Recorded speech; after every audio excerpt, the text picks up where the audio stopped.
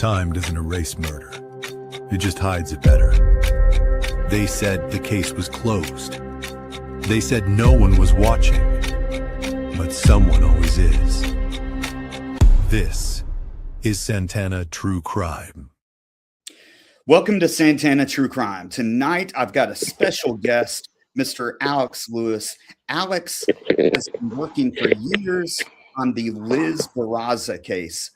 I ran into Alex after we did this show a few weeks ago, and he made a comment, and I quickly realized that he knew more about this case than any other podcast or investigator that I've heard on the air so far.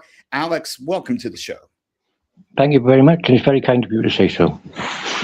Alex, we were talking about this before things started, of why this show or why this investigation and it's so fascinating. And I ran into it after my brother, who is a professor, he teaches true crime, and he told me about this video that was out on YouTube where this lady is at a yard sale in broad daylight and someone rolls up and guns her down. We're going to play that video in a little bit. But when did you first run into this case?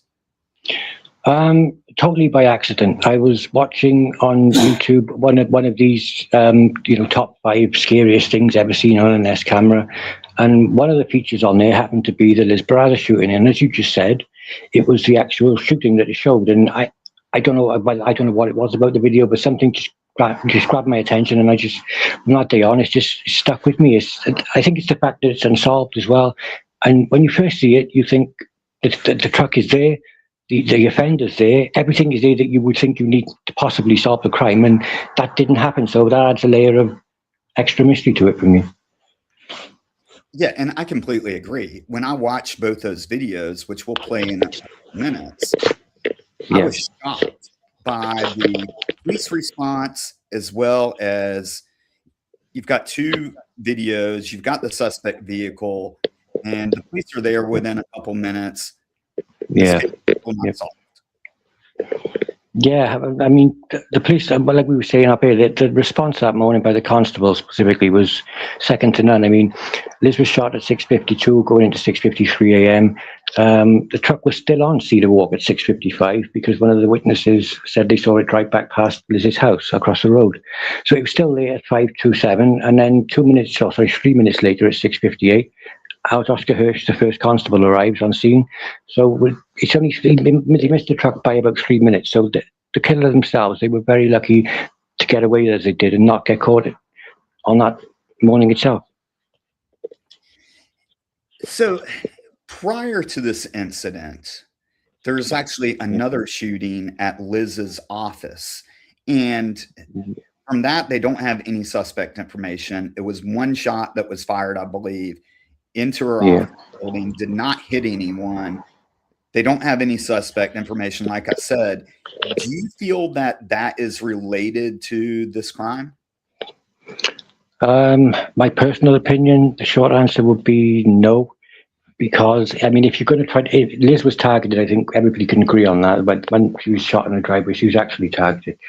If you're going to try to go after her when she's at work, shooting into a random building where you know, how do you know who you're going to hit? I, to be honest with you, I haven't looked too much into that because I just assumed, probably wrongly of me, I just assumed that it wouldn't be something that was related. So I haven't really looked much into it. But I wouldn't have thought that if that's how the killer was going to go after her initially, that would be the way to go about doing it, especially with the level of planning that seems to have gone into the, when they did shoot her on Cedar Walk Drive in the garage sale. So no, so the short answer would be I don't personally think that's related, but that's just my opinion. I'm going to give you mine real quick. So when you're looking at serial killers, a lot of times what I've been told by experts before is that you don't just look at the killings themselves, because those are the successful attempts. You look at the failure as well. And these are times when they go out and they fail to either kill someone, or a lot of times it's some time of other assault that happens. And so those sometimes will lead you to the person responsible.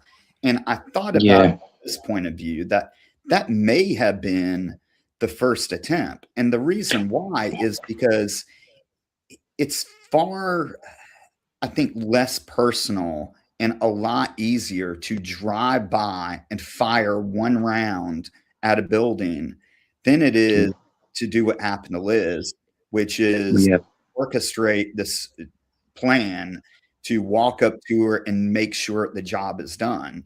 And so from that perspective, I think it may have made sense of, oh, this was kind of the first time that the person went out there, they took a chance, and then they realized that they would not be able to kill her unless they were up close and could, absolutely confirm that she was murdered.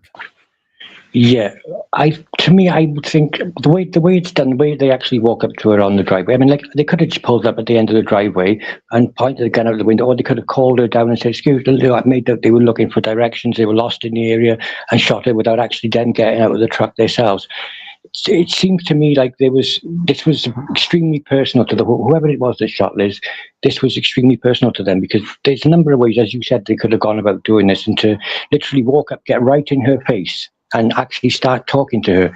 I think nobody knows what was said, but it's probably going to be, they were just telling her why this is happening. And because I think in their mind, a lot of, like, some killers that I studied before, the act of killing, as you just said, is not enough for some of them. If Liz didn't know that it was them that shot her dead, then it wouldn't be satisfying enough for them. They had to let her know by getting right in her face that it's me, I'm now going to end your life, and this is why I'm doing it. And again, I mean, I think it just speaks to such a personal murder to me that I can't see. I mean, possibly that the shooting at the workplace could be related. Do we know if that was any witnesses to that, or if it was a shot by? From what I heard, look, I got my information on a friend of mine, Julia Cali, who is a former FBI behavioral analyst unit member. Yeah. She has a show called The Consult. She did the 3-part series on it. And that's one of the things that she mentioned on there, which I did not know about until listening to that show. I'm going to try to have her on this show to talk about that as well. But that's why I wanted to bring that up. And you had a good point about wanting Liz to know who it is. I want to play, I'm going to play first the doorbell video. Viewer discretion advised. This is an unedited video. You're going to hear gunshots. And I want you to give me your opinion on if you can actually hear people talking or not. Because what I've heard some people say is that this is the camera cutting in and out. But let's play it, and then you can give me your thoughts on it. Okay.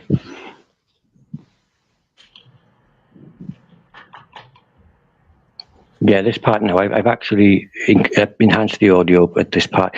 This part here, the killer's not out of the truck, obviously, but there's voices, or what sounds like voices, coming from somewhere. They're very faint, though. And there's a truck. Yeah. And again, I mean, if they knew the garage sale was, if they knew she was going to be out there, why are they coming from that direction? They could just come from the other way and stop and just get straight out. It doesn't seem, why would they choose to come that way, go down the street and turn around and then have to park? You know, it seems like to me that they didn't really know about the garage sale, but I know I'm in the minority saying that, but. All right.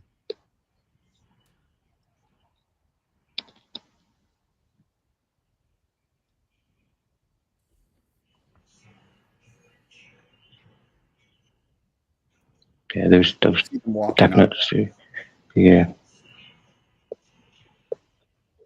But they shout something up to Liz, you know, if you listen close. Well, we couldn't really hear it then.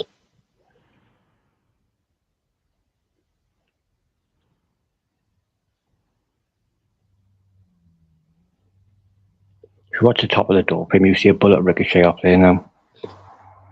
I actually didn't know about. Okay, so the sound is not. There it goes. See, that first shot ricochets off the top. I'm gonna pull that back. Where did the shot? If you look at the actual door frame, the frame that's actually in front of us, the rectangle at the top, sort of right-hand area. When the first shot's fired, if you watch that area there, you'll see a puff of looks like concrete. It's where the bullet hits and ricochets off there.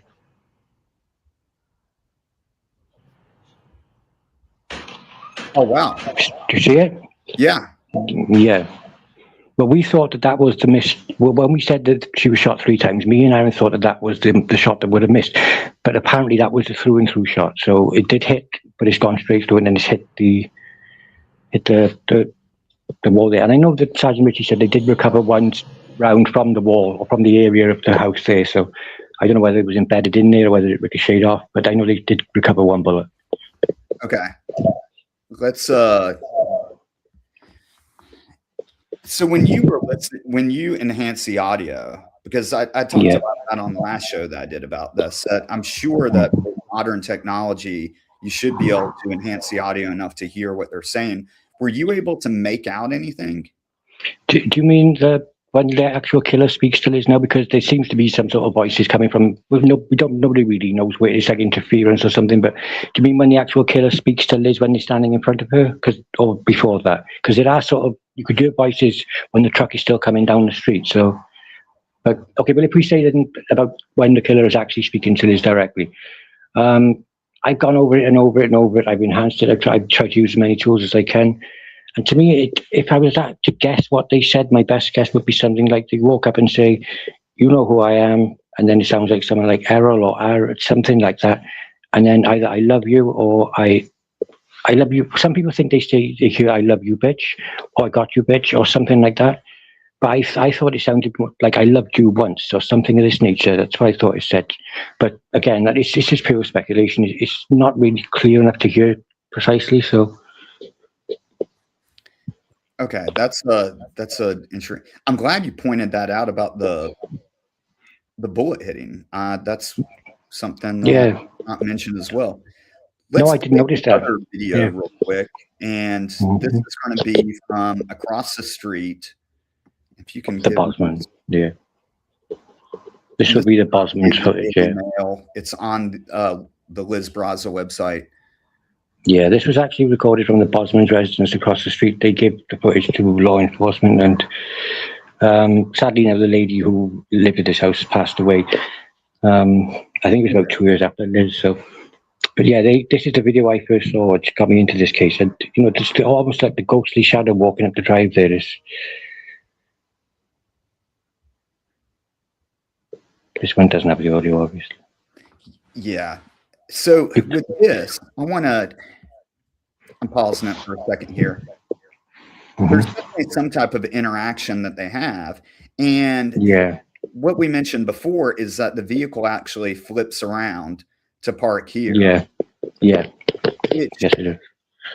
I don't think this has anything to do with it, but I'm just going to throw it out there. When you're in law enforcement and you're responding to a residence, what you do is we call it parking short. So you park before the house. That way you can walk up just like the suspect does without drawing attention to yourself. Yeah, I can understand. Yeah, well, I think they're certainly, to me, they seemed like they were certainly aware that Liz had an S camera. I think that's why they park where they did. And they don't just park there to be able to view with the camera. They walk across the grassy verge. They don't walk directly up her drive. They cut across the grass, which is just keeping them just out. In fact, at one point, you can see the suspect's sort of shoulder almost come into frame. They almost walk into the camera view, but they just stay out of the view. So I think they cut across that grass. They parked where they parked. I think all this was just by design, not just by luck. I think they knew where that camera was, and they were intentionally trying to avoid being caught by it. And that makes absolute sense. And I completely agree with you. I think that the person did have knowledge that there was a camera, unless we know that at 2 a.m. this truck was seen in the area. I assume or a truck that looks like it. Were they able to confirm that it was the exact truck?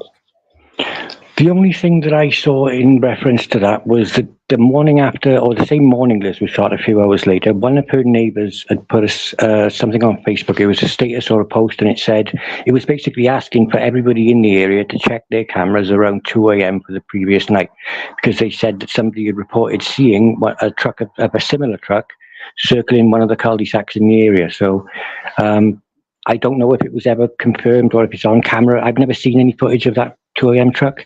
I've just heard that it was in the area.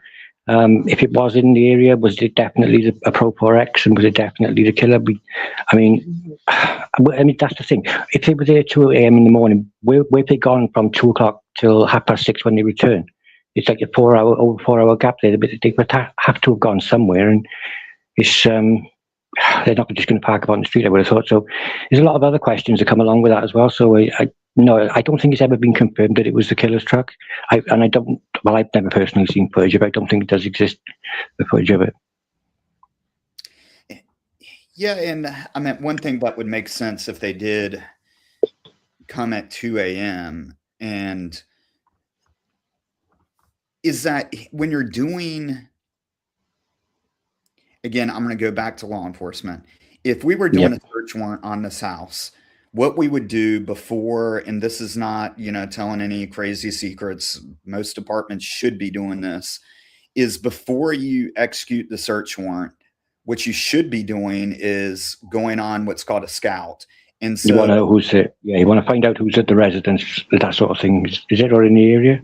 Well, yeah, you're not only doing that, but you're going to look at identifiers on the house to make sure that you're hitting the right house.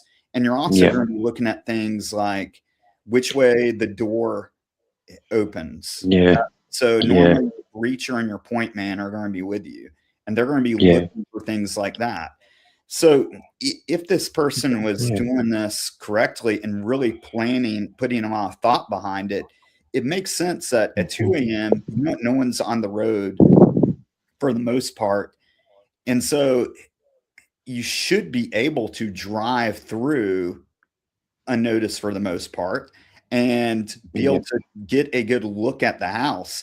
And I don't know if that's something that they were looking for. Like, hey, let's make sure this person does or does not have a doorbell camera, or if they had prior knowledge of that because they've been to the house before or someone told them. Well, I think, don't quote me on this, but I'm pretty sure I've heard Sergeant Ritchie say that the truck at 2 a.m., it never passed Liz's house. It didn't go down Cedar Walk past her house. It was just in the general area. I'm pretty sure that's what he said. And I'm not 100% on that, but something tells me that's what he did say. It never actually passed Liz's house at that point. He was just seen in the area. So if it was in the area, maybe he was looking for, what's the best escape route? Is, where can I go? And if this plan goes wrong, can I go that way? Can I go there? Maybe they had plan A, plan B, and plan C. But yeah, as far as my memory goes, I'm sure that Richie said that it never went past Liz's house at 2 o'clock. It never drove down the street. It was just in the general area. So... All right. Well, sorry to go down that rabbit hole, but let's that's right. No. So the suspect leaves the vehicle, the pickup truck, cuts through the grass, approaches Liz. It looks like, have you heard anything about possibly handing Liz a note or some type of item? I've heard that come up before too. I personally, if you zoom in on the footage, it looks to me like the killer, as they got the gun in their right hand and they raise their left hand up to just above their waist, and as they do that, Liz reaches out with her right hand and she appears to take something that the killer's holding out in their left hand. After Liz does that, the killer then makes one final speech of several words, and then the shots are heard. But I've spoke to Sergio about it as well, and I asked him directly. I said, look, has law enforcement said anything to you about any note that was handed to Liz or anything of that nature? And he was adamant that he even said to me, he said, I've seen the footage. He said, he himself thinks something definitely was handed to her because it looks like that in the footage. But he said he can categorically say that law enforcement have never revealed to him if there was anything. They've never said that anything was handed to her. So he's just as much in the dark as anybody else about that. So he wouldn't know about it. So. But yes, it definitely does look like from the footage that the killer had something in their left hand, which Liz then took with her right before the shots started. Okay, so I'm gonna roll the video, and there goes the shots. Liz falls, and then the suspect quickly fires again while Liz is on the ground, and then the suspect takes off running back towards the vehicle. Yeah. When I know this is very speculative, but has anyone looked at her gait or any other features been enhanced where we can tell if this is a male or a female? People have tried, and I think even Richie has said that he's tried to like progress, to sharpen the image to whatever they come with the technology they have. But he says that he can't really say whether it's male or female. And I've even had this conversation with Sergeant Richie, and I said, well, the voice certainly sounds like when they're in front of her talking to Liz, that sounds like a male voice to me. And he says, yeah, he does agree with that, but he says he can't say one way or the other for sure. When they walk up to Liz on the approach across the grass, it looks like a more of a feminine walk. They have that type of like the hip sway more than, but then as you saw them when they run back after shooting Liz, that's like a sprint that I'd associate with a male more than a female. So I don't know. They're pretty short because Liz was 5'2", 5'3", and they're standing right in front of her, and there's not much slope to that drive at all. So I can't see them being much taller than 5'4", 5'5", and they have the boots on as well. So that would, you could use that to say it's probably a woman, but then it could just be a short man. I mean, I personally think it's a male from the voice alone when they speak to Liz, because it sounds like a masculine voice. But again, the official stance is that they don't know whether it's a male or a female. Regarding the suspect's clothes, a lot of people, like you said, that the person's wearing boots of some type, and it looks like a gown almost. But it resembles a stormtrooper in one sense, because stormtroopers have their boots and the long white, not so much the white gown. Princess Leia, the costume resembles Princess Leia costume quite a lot, which is interesting because this was in the 501st the Star Wars group, and that is a character from that group. So,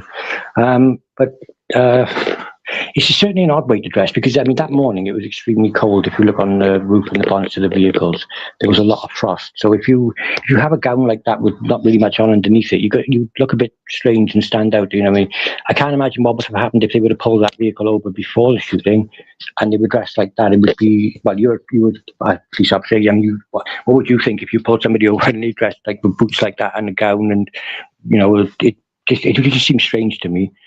Well, let's talk about that. So before the shooting happened, what we know is we know that the suspect was waiting for Sergio, Liz's husband, to leave for work, right? Yeah. So the suspect parks at the Goddard School and then moves to another location. Sergio leaves, and then almost immediately after Sergio leaves is when it happens, right? Yes, it was. Yeah, and I think that was probably done deliberately on the part of the killer because they would know. I would assume they would certainly know that if they go in straight after Sergio's left, it's going to look like they're sort of in tandem. We don't know where the Frontier went after it left Goddard and where it parked up, but I'm assuming it would be somewhere like across on the Chevron gas station forecourt because you could see the intersections from there. You'd see Sergio leaving, and you could just drive straight in. So I think yes, they definitely waited for him to leave, and but where they went. They drove into the Goddard School they were in there for 1 minute. They literally went in, turned around, and come back out. Now, I've often thought, did they go in there to pick up an accomplice and just they jumped in the van, jumped in the truck. They then went and done the deed, and because they drove back to the Goddard School area as well. And maybe I've often thought, was that them dropping them back off? And then the shooter went in another vehicle, and the truck came back as a distraction and went back into all these different scenarios I've gone through in my own mind. But for some reason, they turned into the Goddard School. They were in there for literally a minute. They left, and then as soon as Sergio left, then they went straight in after the shooting. Then they drove back up onto Princeton, back to the Goddard School, and they went out onto Kirkendall and turned around and come straight back into the neighbourhood and past Liz's house again, which many people say that just does not make any sense at all. And there's many theories as to why they did that, checking she was dead, or, if the killer knew Liz, if she did, or if more to the point, if Liz knew the person that shot her, I would be, you would, I'm trying to put myself in that position. I would think, well, I would want to make sure that she wasn't up making her way to a telephone, because if she knows who I am, she'll phone the police and she'll tell them my name. This is the person who did it. So I think me personally, I think that's why they went back, because I think Liz might have known the killer, the shooter. But that's just my own personal opinion and speculation. A few things. So I think one of my first theory of what they were doing in that Goddard parking lot is that I think that they probably brought their disguise with them.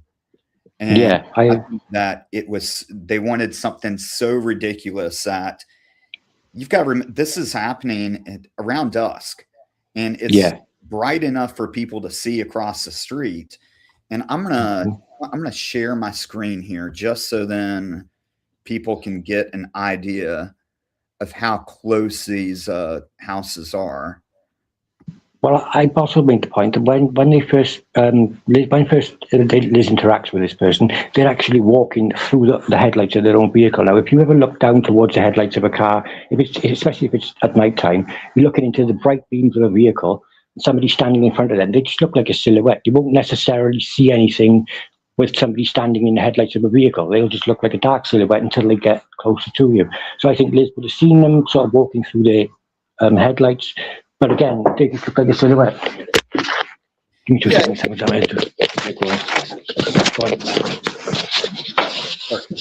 You there? Yeah. Sorry, I just don't do it. No problem. Okay. Yeah, go on. Sorry, I just had someone knock the door. That's okay. Yeah, carry on. Sorry about that. Yeah. So one of the things that kind of reminded me of this whole guys is that, you ever heard of Paul Castellano? The mafia guy? Yes. So when he was killed by John Gotti. And what they did is they put on Russian hats when they did the hit. And they did it outside the restaurant. Right. At the stage. Right? Yeah. And the reason why is because if anyone saw them, that's what they remember, is those stupid Russian hats.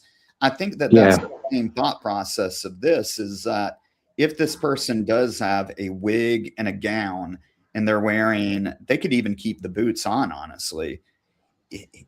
When the people are seeing them, the neighbors are seeing them across the street, they're going to remember, okay, this person looks like Princess Leia, or this person had really long hair. I should. Those big basic standout features are what they're going to remember. And that also allows this person to, once they get in the truck, they can strip that off and look like a different person very quickly. Yes, yes, definitely. The dress, I think, as you said, people would look at the actual dress rather than the person, or trying to look at the person underneath it. You'd be sort of startled that it's a flamboyant dress. Maybe I think that was probably by design, because as you said, people will look at that and they will just remember that this person looked like Princess Leia with the wig and the gown. And I think that was probably intentional, because you're not the person underneath it then. That's part of the frustration with this. They're right there on camera and you see them do it. And I can understand why Michael Ritchie said that he thought on the day this happened, he said he thought he'd have it solved by the end of the evening, because he had the vehicle was there, the perpetrator was there. And it's just so frustrating that everything is there that you would think that, you might need, but it's just that one little clue is just elusive as to solve the case. Yeah. And from reading the call notes, which you were able to provide me, it sounds like, I'm going to read this verbatim in case I'm missing something, but it sounds like, for me, there's actually a witness to this, because it says, advised vehicle approached residence, someone got out, shot, and sped off in vehicle. Yeah. No, I think what they're referring to there is the security camera of the Bosman's footage across the street. When they've got to the scene, they've immediately been called over to that house and they've reviewed the footage. So they've looked at the footage that we've just played not so long ago. And I think that's what the witness wasn't an actual person. They're just reviewing the footage back from what they see on the camera from across. To provide. Yeah. Okay. Yeah, there was witnesses there. Like one of the neighbours across the street, the one that said that he actually said it was a Nissan Frontier with a Pro 4X decal. He was pretty good with his vehicles, and he supplied that. There was a neighbour around the corner. She heard the shots, so she phoned the police straight away. So yeah, there were witnesses. Most of them didn't see anything though. Obviously, the one across the street did, because he knew that when the truck came back a few minutes later, he was on the phone with 911 while he was telling the dispatcher what was going on. He said, well, the truck just drove back past again, actually, which, must have been pretty shock to the dispatcher. They just come back and drove past again. Let's break that down for a second. So the person comes in on Cedar Walk and towards kind of the cul-de-sac at the... They come in... Yeah, they're coming off Princeton Place Drive. Right? Yeah. And flips around and parks where they're going towards, what road is that? Back towards the Coney. Yes. Yeah, back towards the Coney, then back up onto Princeton Place. Again, this is my point. I don't know, why would they come in that way? If they knew Liz was going to be standing out there doing that garage sale, they knew that she was going to be outside on the drive, why would they come in? Because they seem to hit the brakes when they get halfway down the street, as if they've seen her and like, oh God, I wasn't expecting. And then they slow down, go down, they make a U-turn, they come back and stop. And even then when they stop, there's a 30 to 35, 40-second gap before they actually exit the vehicle, as if I assume they're just trying to rush to get the costume on, possibly, because all these types of little things leads me to believe that they were quite shocked to see her out there. I don't think that they knew about the yard sale. I personally think that they went there that Friday because they knew she was going to be going on holiday on the Sunday, and they didn't want that to happen, so they just wanted to kill her before she had a chance to go there. The yard sale, I think, I don't know. I know I'm in the minority when I say it, but I don't think they knew about it. I think it was just something that, because when they drive down that street, they seem to hit the brakes, and they could have come in from the other direction to save themselves having to turn around. They could have just drove straight down in that way, stopped, got out, and did what they had to do, and then gone. They would save all this turning around, and it's unnecessary if this is such a well-planned thing, and they know that Liz is going to be out there. It just seems like they're giving themselves extra tasks to do for no reason whatsoever. Well, I would say a couple of things about that. That the yard sale, from what I've heard, was they decided on doing it that week, right? Yeah, yes, as far as I'm aware, yeah. So this person may have found out that she was going to do a yard sale and you thought that, Sergio is not going to be there. She's going to be outside. And so the stars could have aligned during that point, where this person may have not spent the months planning this. This could have been, they learned about it on a Thursday and they're like, all right, you know what? I'm going to do this. And that's why that could have been why this person either did or did not visit the area around 2 a.m. But either way, the other thing that kind of points to what you were saying about why didn't they take a more efficient route is, if this was something where they learned about the yard sale and they didn't have enough time to really go and thumb through that area, that may have been a detail that they just missed out on, and they went the more direct route. And this whole the flipping around and whatnot, that may have been, okay, you know what, I'm just going to retrace my steps, and they've may have just seized that opportunity. But it just seems way too coincidental that this date was not chosen, or this date was chosen when she's going to be outside and when she's going to be at her most vulnerable place. No, I completely agree. It does appear to be almost too coincidental, but I know that Liz's father, the night before, he was going to go to the yard sale the next day and help her with some things, but he had to cancel because he went to look for a job. Sergio stayed later than he usually would, he told me, because he wanted to help her move the box.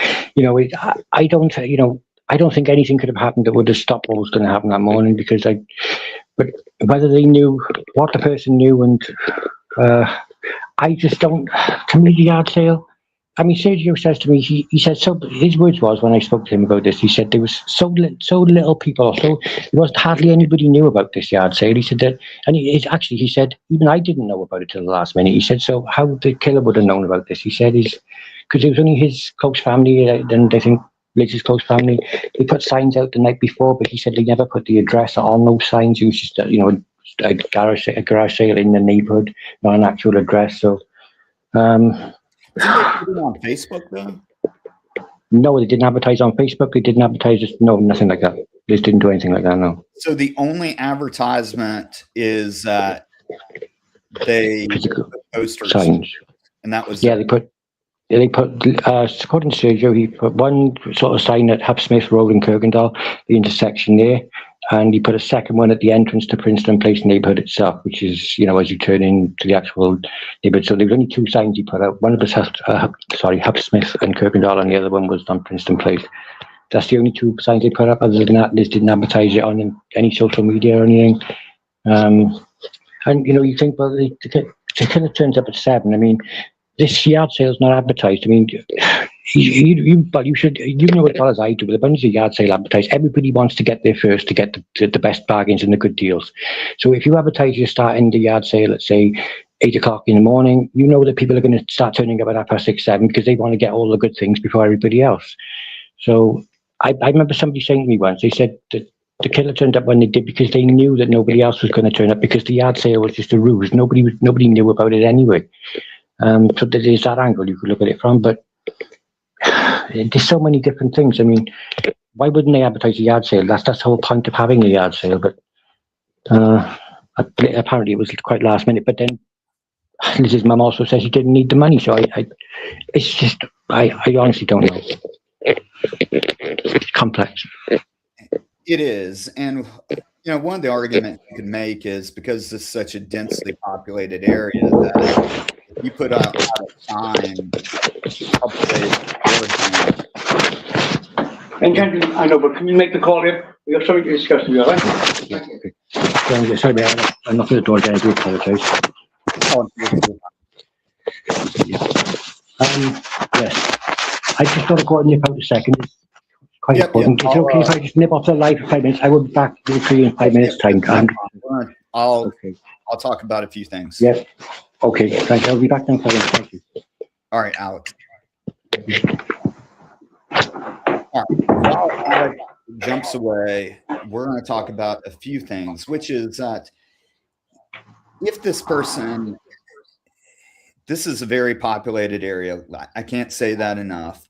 And if this person did see the yard sale on a Thursday, I think that it shows that either A, they're local to the area, or B, that this person may have been stalking Liz for quite a long time and just seizing an opportunity. I think that a likely scenario is that they found out about the yard sale and they had their gear packed as far as their weapon loaded and their costume ready.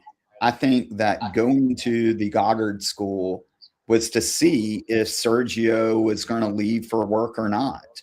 And once they saw that Sergio was gone, they went down and they wanted to do a drive-by of the house to see if Liz was out there and if they could take an opportunity or not.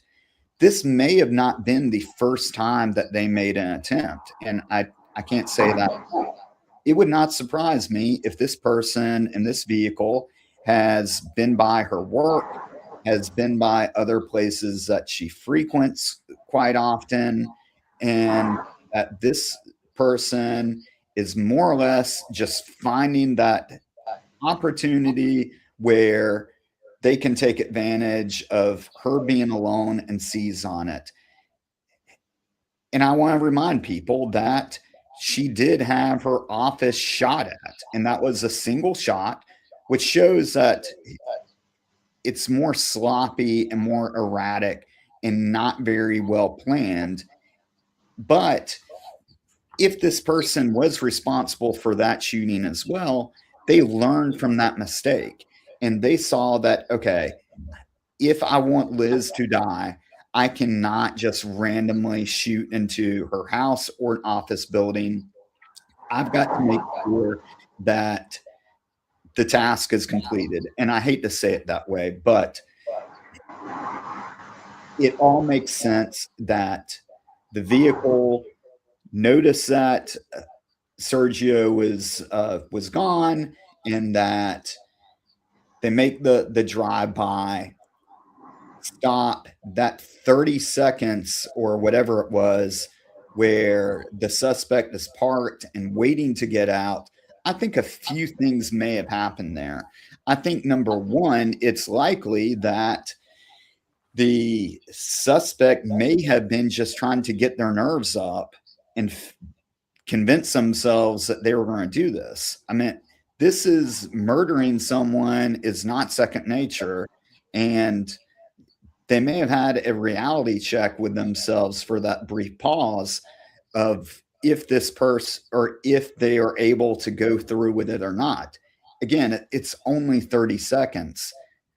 I think it's also likely that during that time, they may have been putting a wig on that they did not want to drive around with, because this is such a packed area. If they do run into someone, they don't want to be wearing a woman's wig and people to start asking questions. So I'm going to, we know that the response time with this is very short. And Alex mentioned that right away, that the suspect, when they leave the scene, they start to head out of the neighborhood. And for whatever reason, they turn around and then drive by. Alex said that he believes, and a lot of people have said this, that the reason why that happened is that they wanted to confirm that Liz was actually dead. And I understand that point, but they shot Liz 4 times. And we know that one of the bullets, not to be graphic, but went through Liz and ended up striking the house. One of those shots also happened while Liz was on the ground in execution style. Even though the pistol that was used is a .380, it was a revolver because no shell casings were left. Okay, I'm back just to let you know. I do apologize. I'm so sorry about that. I really do apologize, but I'm back now for the duration. So what I'm saying is that I mentioned that I understand the philosophy of why you think that they may have not known about this yard sale.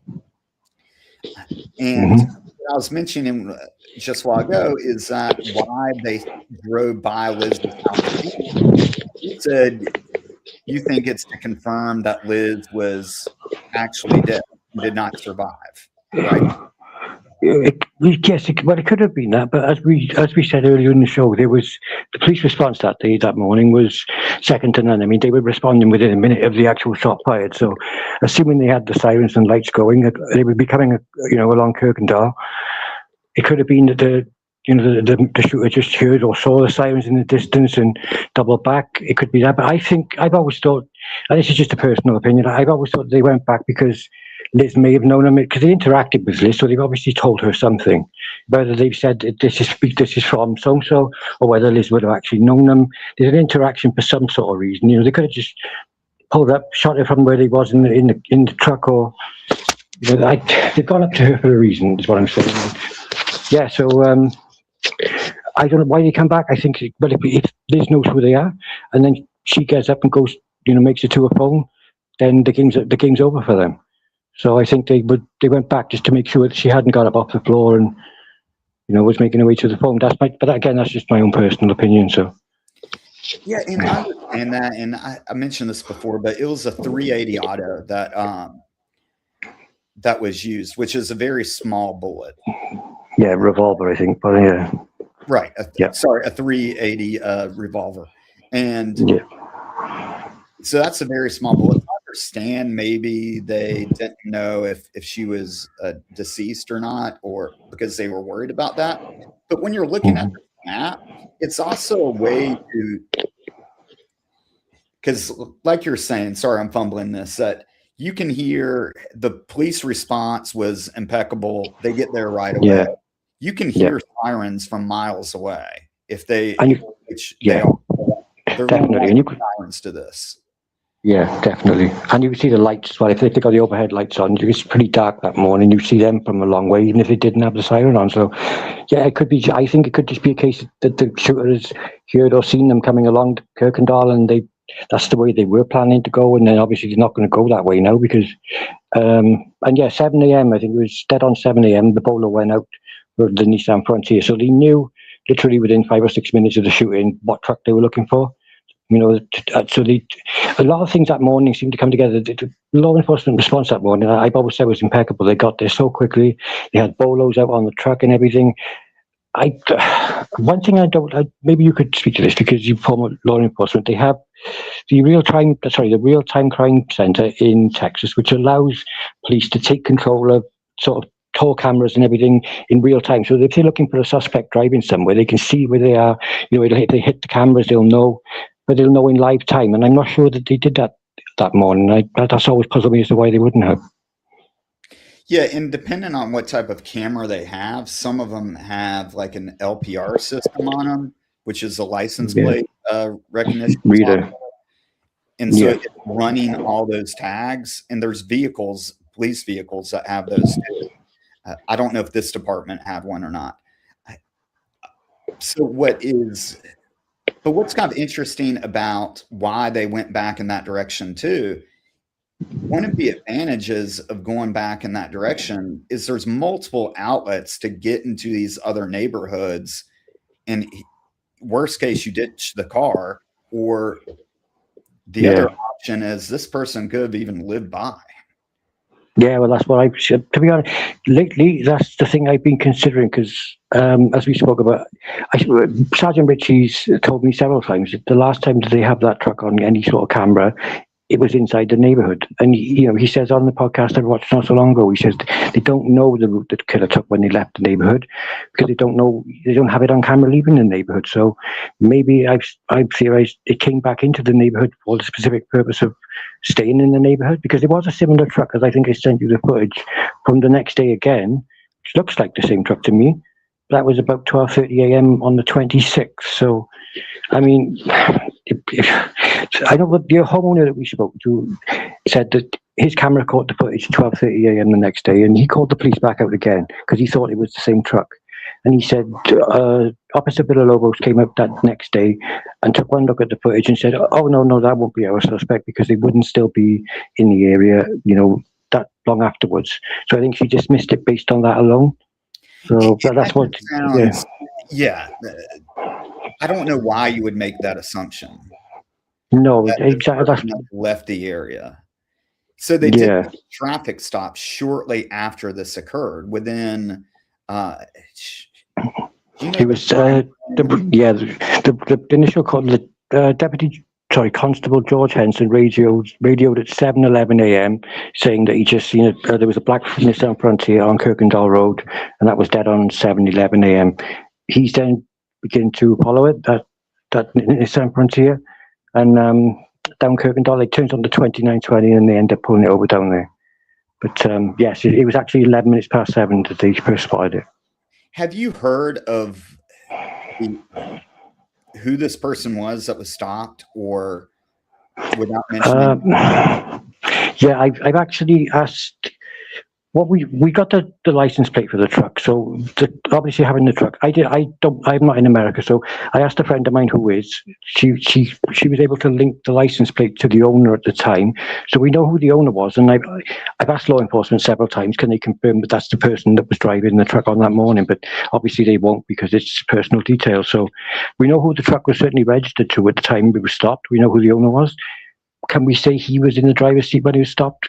No, because we've asked that question, but law enforcement will not answer that. So we assume it probably was. His nickname, I can give you his nickname. His nickname was Pepe, P-E-P-E. And that's related to Sergio's family, right? No, he's not related to Sergio's family. No, I've tried to look for connections between him and anything to do with the Barrazas, but I've not been able to find anything at all. So Pepe is stopped. Do you know what about his truck or what about him made them believe that he would not be a suspect in this?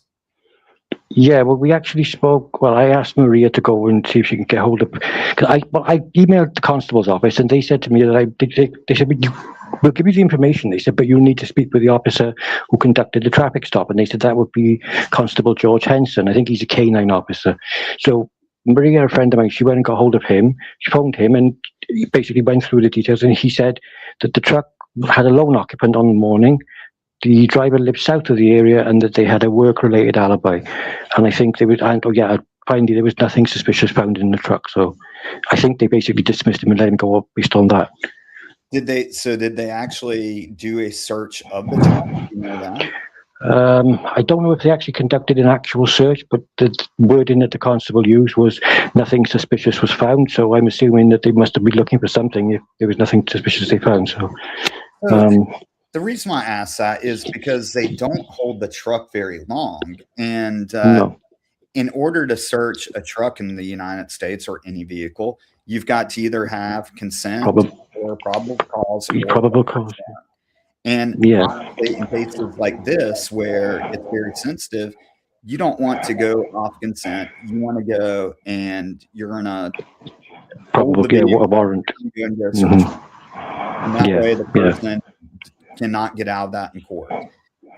And they didn't do that in this case. And that's why I'm wondering you've got a vehicle that matches the description. It's in the area.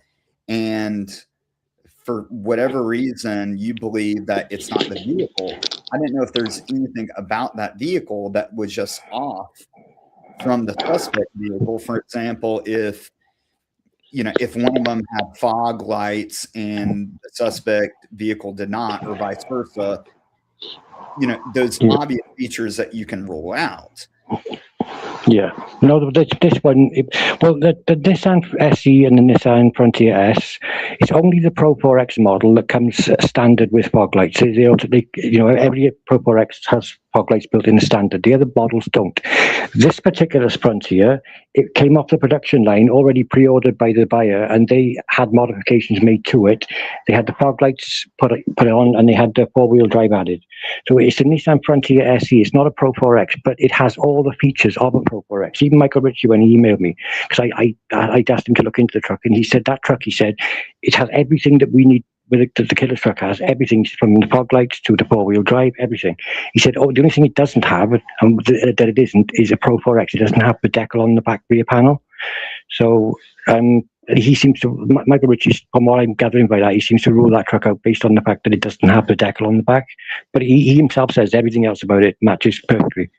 He said it does not have the emblem of the the back side panels, it has Pro 4X written on both sides, doesn't it? The sticker, and that's what he said that this truck didn't have. It wasn't the Pro 4X refers to the trim. So you've got Nissan SE, Nissan S. That's the trim, but the Pro 4X is. There was no stickers. There was no emblem on the back to say that it was a Pro 4X. And I think from the research we've done, it is actually a Nissan Frontier SE. But that's one down from sort of a level down from the Pro 4X model.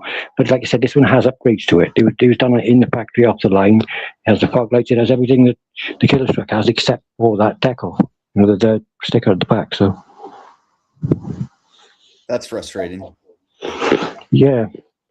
And I did ask, as I said, I did ask the constable's office if they had any footage, dash cam footage of the actual truck stop itself, and because I thought if they did, I would have asked. I would have made an open records request for it, but they said that they didn't have any footage from that particular day of that particular stop. So, and I thought, I don't know, I thought most police departments just a matter of safety. If you're going to pull somebody over, I would have thought you would act, especially if you think this could be a suspect in a shooting, could be armed.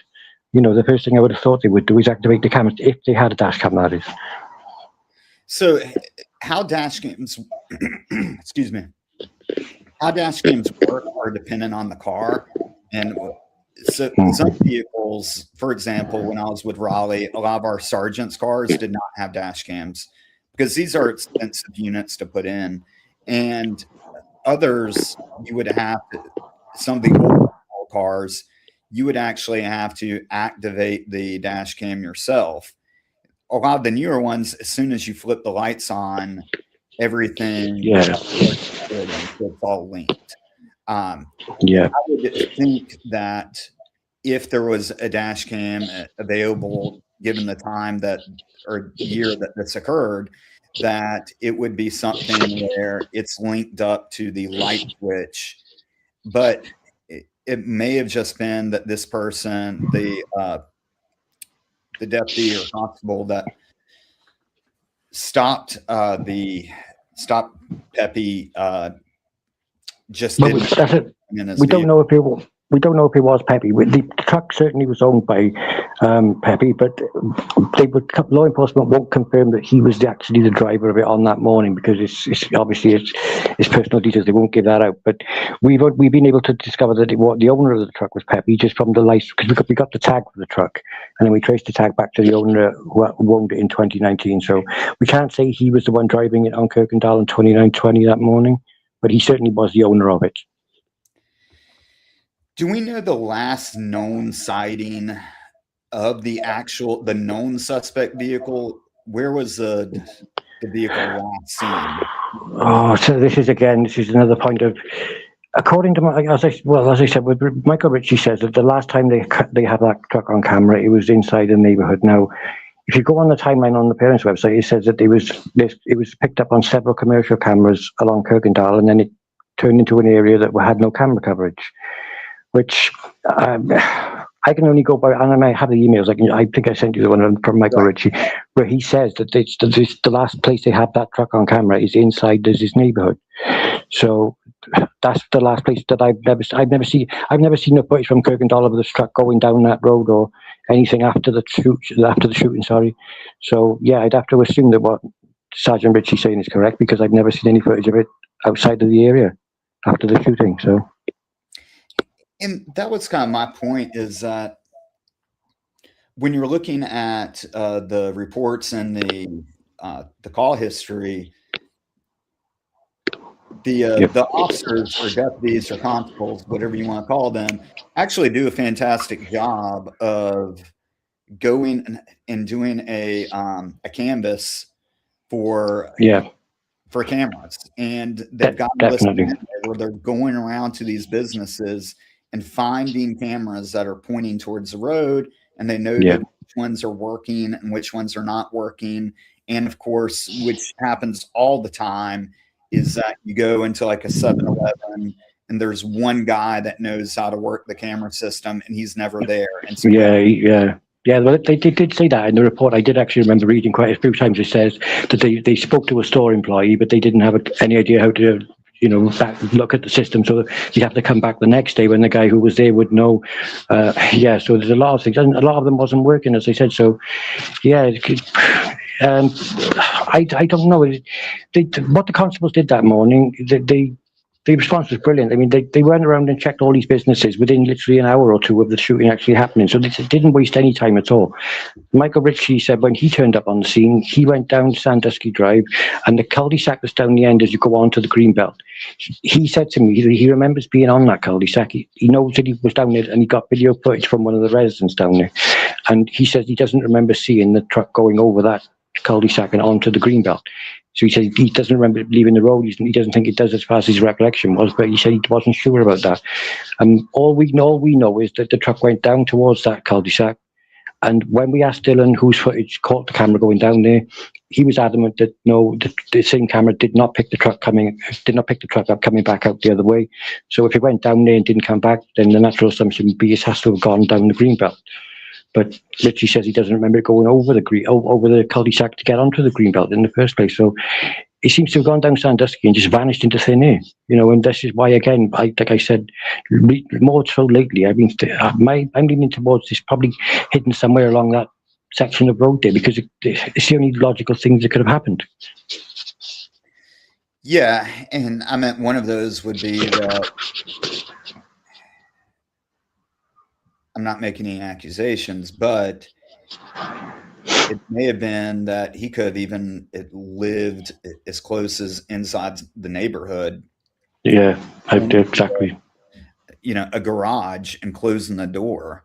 Yeah, definitely. Makes sense if he does jump this greenway or gets on this greenway, which let me put up the screen again so people can see what I'm talking about. Yeah, it's an open area, so I would have thought I thought that somebody would have seen it. Yeah, right. Once they get there, they can go right or left, and you can pop into all of these neighborhoods and just disappear. Yeah. Well, Wimbledon Falls, which is just the other side of the neighborhood, just the other side of where the Greenbelt is, they could have gone over that direction, and that's actually where Michael Ritchie referenced this guy a couple of days ago. The guy that he says is too tall to be the actual shooter, but he looked at him hard because Sergio suspected him for a while. He actually lives in that neighborhood right across there. And that just talked about this, and I realized that you're looking at the footage, and it appears that the suspect does not look much taller than Liz. But I just wish that there was a way to confirm that, and I don't know why we can't have some type of test to see of how tall this person actually is, because the person that you're referring to was in Liz's Star Wars group and is a tall person and happens to live nearby. Yeah, but he's the one. But I came across him initially because Sergio said that he actually thought he could have had something to do with it. And he told me years and years ago, he said, I've actually notified the police about him, and they were looking into him at the time. He gave me his name, but he asked me at the time not to release the name. And I never give the guy's name publicly because I've had a copyright hit on one of my videos because I put a picture of him on there in a stormtrooper uniform. And I don't know if it was him that did it, but I took that video down. But yes, he's Sergeant Ritchie said, I'll quote what Sergeant Ritchie says about him because he would know. Sergeant Ritchie said he was a guy that was into his guns. He lived across there in the neighborhood. He had a falling out with Sergio and Liz, and Sergio told me that himself. But again, he's definitely not going to be the shooter because he's 6'5", 6'6". So he's not, he's really tall. Okay. This does not appear like someone that matches that description. I just think that it should be noted that you do have someone that lives close by that may have had a negative relationship with Sergio or Liz. And yeah, definitely. It just seems there's a lot of coincidences that happen in this case. From that first traffic stop, you get a vehicle description or a vehicle that is almost identical to the suspect's vehicle.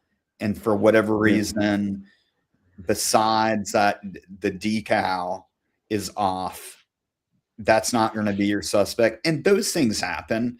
And like I said, in law enforcement, that would happen where we're looking for a white Camry with a spoiler on the back and, a stupid sticker in the rear view or, on the back glass or something. And you're going to see 1,000 Camrys that have white spoilers because that's just how, luck works. And that may have been the case with this, that there's just all these coincidences that keep on happening.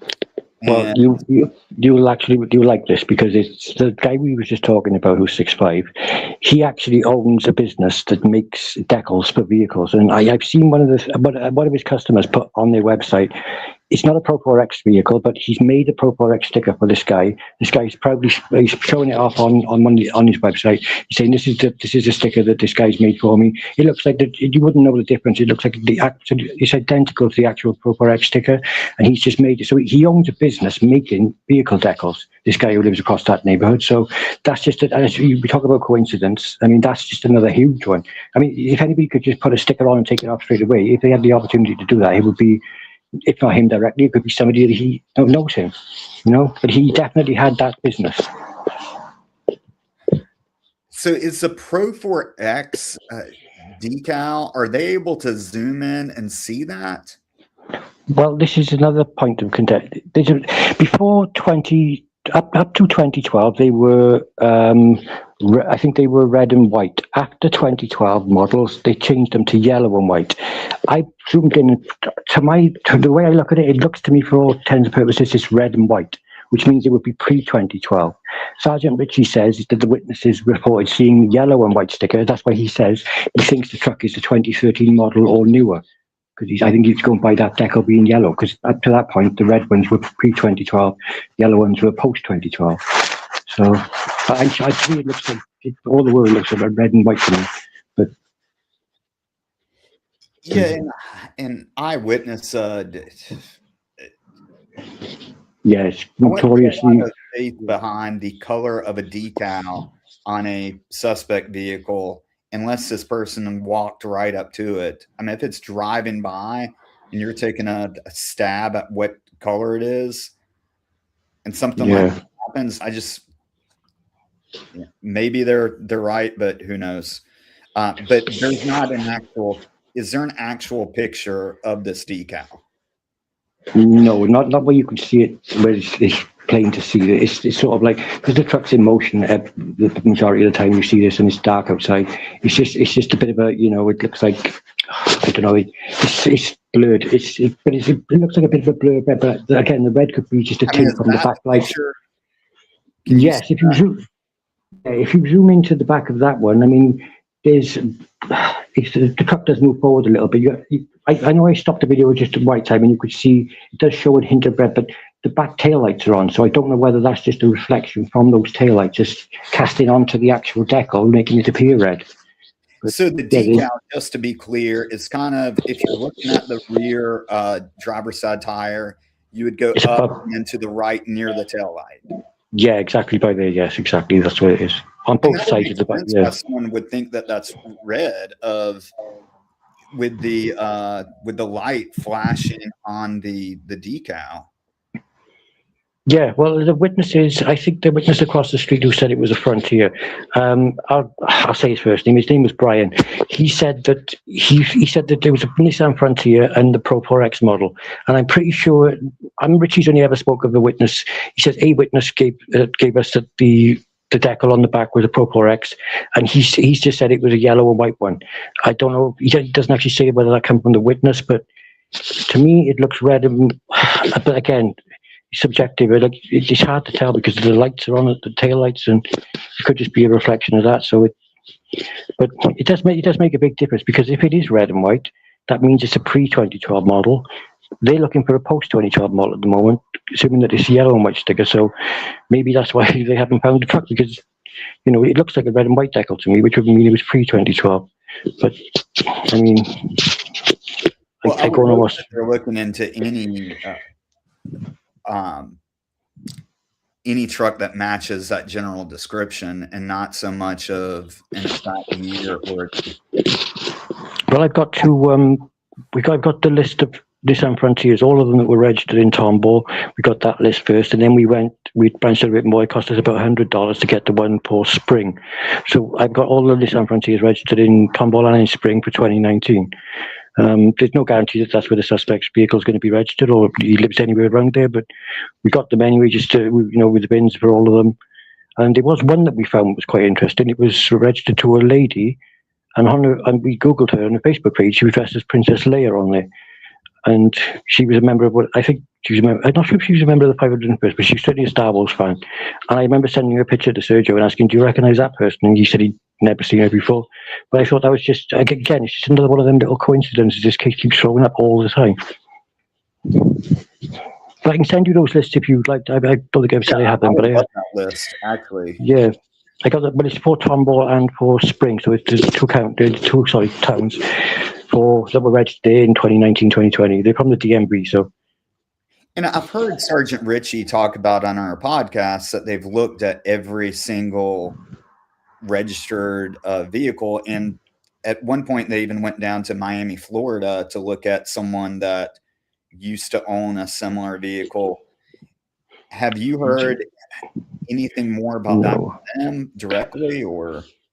Yeah, I spoke to Sergeant Ritchie about he wouldn't really give me much info at first, but from other sources I was able to find out that it wasn't the truck they went up there for. They went to Miami, Florida, because there was a dancer that was working in one of the clubs in Houston, or it's in Texas. I'm not sure which. It was in this. I think it was Harris County. I know that. But there was a dancer that was working there, and she was linked to Oscar Barraza. And Oscar, now I found this very strange, Oscar had given her a check for something like $60,000 right around the time that Liz was murdered. So that's why the police have then gone up to Florida to say, what's all this about? What's he giving you that money for? But apparently it was because he knew he was going to be getting divorced, and he was trying to hide money from his wife in the divorce proceedings. But I actually have the Margarita's divorce list, and there's 5 defendants named on there, and one of those defendants is the lady that is now in Florida. So I think that's the reason they went up to speak to her. I can give you a name off here if you want as well, so you'll know who she is. Yeah, I'll take any information that you have. And yeah. So we did mention that.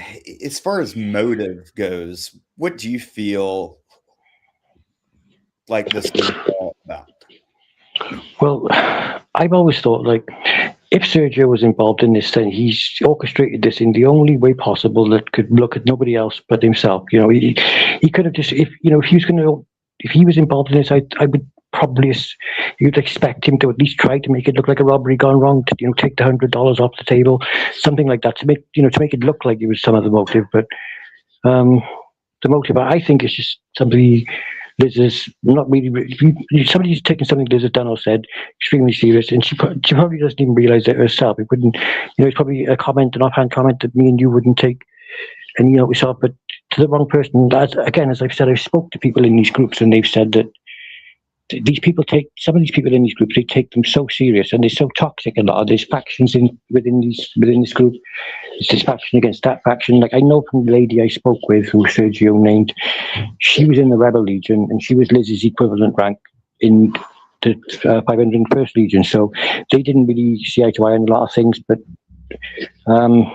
yeah, the motive, I would say, it's definitely personal.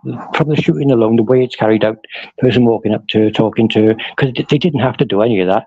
They did that, I think, for a reason. Like, they wanted her to know who it was and why they were doing it. So I don't know who or why, but I think it's definitely somebody that has a personal grudge against Liz. Yeah, and I completely agree. And just to be clear, Sergio is not anywhere near this location when it happened. He was on the way to work. We know that it's not Sergio, just for those that are listening. I also want to, and I completely agree. I think this is someone that has a connection to this Star Wars Legion club that she's a part of.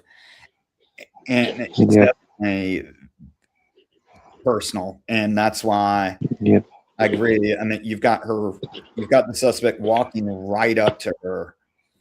Yeah. It's kind of interesting too that the suspect uses one hand to shoot her, and I realize that this is a small revolver that they're using, but the person relatively controls her shots with one hand, and so that's why I was kind of leaning towards another point that this was more likely a man than a woman. Yeah, after the first shot, the gun does recoil, and you see their arm does spring back slightly. And then the second and third, they seem to almost, I describe it as like a thrust in the knife motion, as if they're a stabbing motion when they're firing the actual second and third shots. But there certainly is a recoil on the first shot, but they don't seem, I don't know whether they weren't expecting it, but it seems like they thrust the gun forward to the second and third shot, and then there's obviously falls. And whether they were trained with the gun, I mean, the first shot as far as I know, hit her just at the side of the neck. So if you're going to, a friend I spoke to, we did a video before, he said, if you're going to shoot somebody, you're going to aim at center mass, the biggest part of the body to aim for. And, well, I don't know. She was hit by the 4 shots. The first was in the neck. I think that's the one that went straight through and hit the house. Then there was 2 in the chest and abdomen area, and then obviously the final one was just above her top lip. So I think that the first shot, when they were aiming at Liz's head, they're doing what's called looking over the sights, meaning that with a revolver, it's most likely like a very small front sight that you're using to align. But when you're that close, you don't have to actually even use that. You can more or less just point your finger. And what shooters do when they're looking over the sights like that is they shoot low. So I think that the suspect was looking right at her face, but in order to actually make that headshot, they would have to cover Liz's face with their hand, if that makes sense, if they're her hand straight out. And so I think that's why that first shot went through her neck, is because they were looking directly at Liz and not at the actual site, or, you know, correctly lining up their hand. And then I think that the others obviously went into her body, and then they realized that they wanted to make sure that she was deceased, and so they gave that final fourth shot to the head. But she was still alive even after that. You know, she was conscious. I mean, when the first officer to arrive on scene, Al Hirsch, got there, he reports that he actually removed some excess blood from her mouth because he was trying to help her to breathe. I've often wondered whether, I mean, that would be one reason, but I've often wondered, was she trying to say something and he was trying to, you know, remove the excess blood because he knew she was trying to mouth something? I mean, we'll just never know, but I mean, she was definitely still conscious when the first officer arrived there. But and that's hard to say. And I would say that,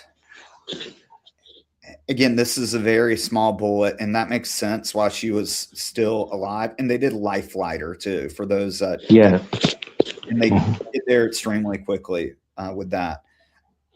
But I don't know if she would be aware enough where she's able to form sentences.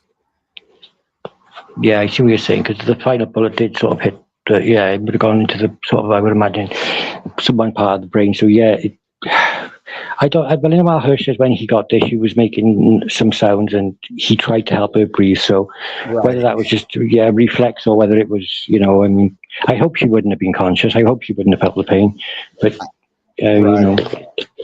Yeah, and I don't want to be graphic about it, but when someone's dying like that, and it takes a while, there's a point where things are shutting down and fluids are starting to build up, and that reflects, right. And that explains, you know, why she more or less gurgling on her blood. Like that, but it's just. Well, that's probably what. I know what you're saying.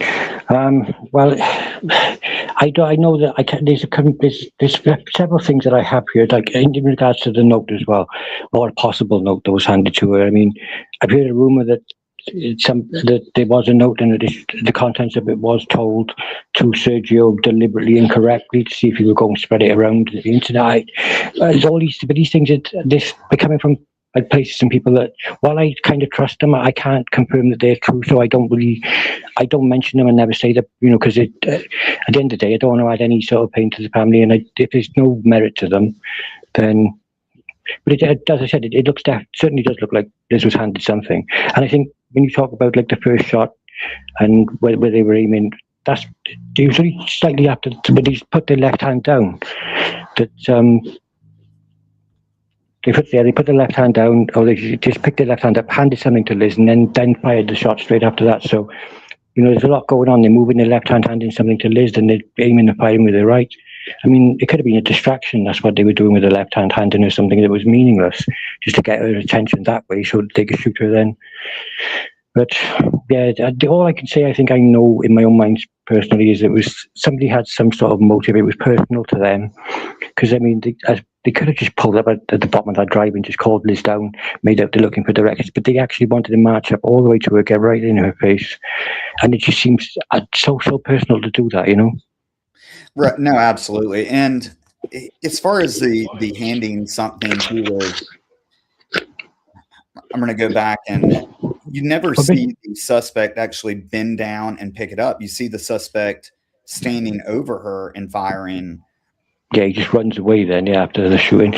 Richie has said recently, I don't know, well, he hasn't said it in regards to a note, but he said there is evidence that they have, but if somebody comes forward or if somebody is named, they'll be able to use that evidence to know whether the person is or isn't the suspect, whether they're telling the truth or not. So what he means by that, I have no idea. I thought at first maybe. So, and I've heard him say that exact same thing, and I believe that whether it is the note or it is something that they have found at that scene, they've got some piece of evidence that they can exclude a suspect to know that whether it's a person or not. And a lot of times that happens, or it helps because let's say someone confesses to this or makes a false confession, and then redacts their statement. You want to have some type of evidence to say this is, there's no way that this person knew about this piece of evidence, because a lot of this has been put up online.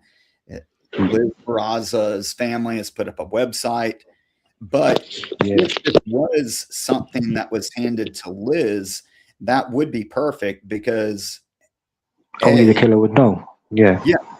Only that person would know, and so you can exclude everybody else except for that suspect.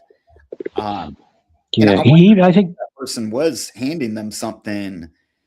I'm sure they've tested things they would test that for DNA for testing. Well, I would have thought because it would have come from the killer's environment. So whether it was, I know Richie has said, I can't think what his actual wording was. He said, if a suspect does emerge, he said, we will know from the evidence that we have. If we ask that person something, or if that person answers a certain way, then they'll know by that alone whether they are actually credible or not. So at first I thought it was probably DNA, but then I thought about it. No, it doesn't sound like DNA, because that would be DNA's 100% yes, or it's either it is or it isn't. But this sounds like something that they will put to the suspect if they find one, and depending on what that suspect answers, that if he says yes, I know what that is, and then he says the contents of a note, for example, then they will know they're on the right track. Then, but obviously that's as much as frustrating sometimes as hold back evidence is, because we all want to know everything the police have. It's totally understandable why they do keep certain things back, because as you said, if somebody does come along, makes a false confession, and then we can't sit at trial, the police can say, well, we still have this, they still couldn't have known about this because we didn't release that part of the evidence. So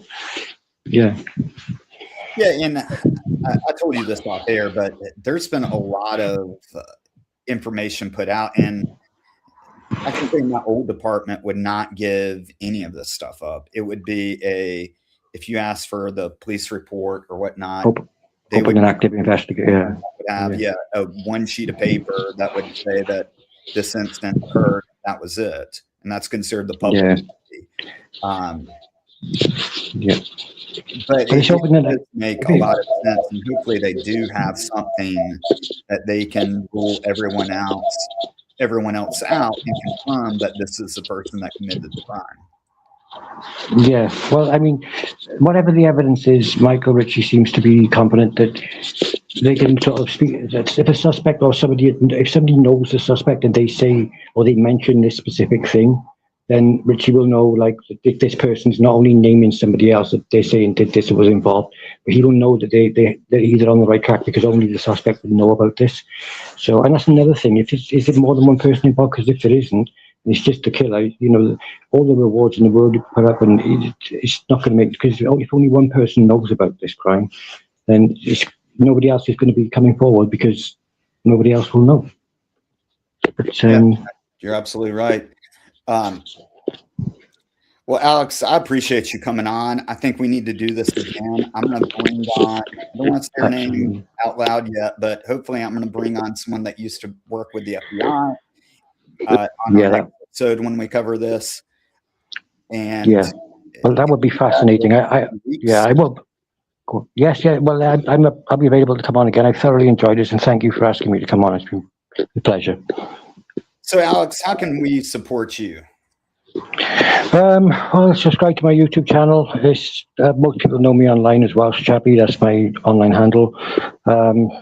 just to subscribe to my YouTube channel. I don't really, I've never really been interested in people. I mean, I remember somebody saying to me once before, "Oh, you're only in this for the reward, or you're only in this to make money." And my response to that was, "Well, I actually contribute towards the raise and reward. And if I have a tip to give, it's always directly to Michael Ritchie, not to Crime Stoppers. It's just, I'm not interested in any sort of monetary gain from this." And only once I was accused of that, and it was quite, so anything I do involved in this case is just, I do it because I want to see justice for Liz, as I know we all do. This is the only thing that I want to see happen. So, well, Alex, you've done a great job. You've done an incredible amount of work on this. It's very impressive, and so thank you for that. I'm sure that Liz's family is very thankful. If you would like to support me, you can like and subscribe to Santana True Crime. You can also find me on Instagram and our social media at Santana True Crime.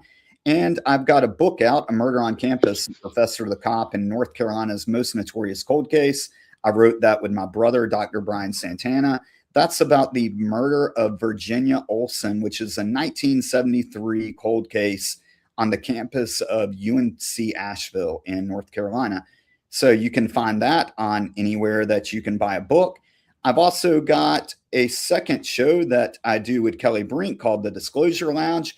That show just started. We cover conspiracies, UFOs, and some other fun stuff. So make sure that you check that out. Alex, thank you again.